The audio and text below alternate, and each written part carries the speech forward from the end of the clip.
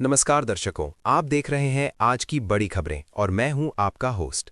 आज की सबसे बड़ी और चर्चित खबर है ईवी पॉलिसी 2028 यानी भारत की नई इलेक्ट्रिक व्हीकल नीति, जो आने वाले वर्षों में देश की ऑटोमोबाइल इंडस्ट्री को पूरी तरह बदल सकती है। सरकार ने इस नीति के तहत इलेक्ट्रिक वाहनों को बढ़ावा देने, प्रदूषण कम करने और पेट्रोल डीजल पर निर्भरता घटाने के लिए बड़े लक्ष्य तय किए हैं। हेडलाइन 1, ईवी पॉलिसी 2028 का मुख्य उद्देश्य क्या है? सरकारी सूत्रों के अनुसार ईवी पॉलिसी 2028 का मुख्य फोकस 3 बड़े लक्ष्यों पर है। 1, देश में इलेक्ट्रिक वाहनों की हिस्सेदारी बढ़ाना। 2, 2030 तक कार्बन उत्सर्जन में भारी कटौती। 3, भारत को ईवी मैन्युफैक्चरिंग हब बनाना। इस नीति के तहत लक्ष्य रखा गया है कि 2028 तक 70% टू व्हीलर्स इलेक्ट्रिक हो जाएं, 40% प्राइवेट कारें ईवी में बदलें और 80% सरकारी वाहन इलेक्ट्रिक हों। हेडलाइन 2, चार्जिंग इंफ्रास्ट्रक्चर में बड़ा बदलाव। ईवी पॉलिसी 2028 के सबसे बड़े हिस्सों में से एक है चार्जिंग नेटवर्क का विस्तार। सरकार योजना बना रही है कि हर 5 किलोमीटर पर ईवी चार्जिंग स्टेशन, हाईवे पर फास्ट चार्जिंग कॉरिडोर और शहरों में multi storey parking EV charging के साथ। इसके अलावा पेट्रोल पंपों पर भी ईवी चार्जिंग यूनिट अनिवार्य की जा सकती है। हेडलाइन 3, सब्सिडी और इंसेंटिव्स। ईवी खरीदने वालों के लिए सरकार ने नई सब्सिडी योजना का संकेत दिया है। संभावित लाभ: इलेक्ट्रिक टू व्हीलर पर 20,000 से 50,000 तक सब्सिडी, इलेक्ट्रिक कारों पर 1 लाख से 2.5 लाख तक छूट, टैक्स में राहत और रजिस्ट्रेशन फीस में कटौती। इसके साथ ही कंपनियों को भी प्रोडक्शन लिंक्ड इंसेंटिव दिया जाएगा ताकि वे भारत में ईवी मैन्युफैक्चरिंग बढ़ाएं।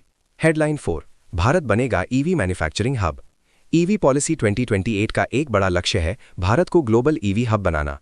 इसके लिए बैटरी मैन्युफैक्चरिंग प्लांट्स को बढ़ावा, लिथियम आयन बैटरी रिसर्च पर फोकस, विदेशी कंपनियों को भारत में निवेश के लिए आकर्षित करना। सूत्रों के अनुसार टेस्ला, BYD जैसी कंपनियों के साथ बातचीत भी तेज हो सकती है। हेडलाइन 5, पर्यावरण पर असर।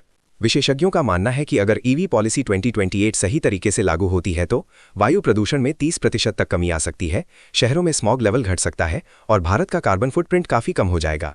लेकिन साथ ही बैटरी डिस्पोजल और रीसाइक्लिंग एक बड़ी चुनौती बनी रहेगी। हेडलाइन 6, चुनौतियां क्या हैं? हालांकि योजना महत्वाकांक्षी है, लेकिन चुनौतियां भी कम नहीं है।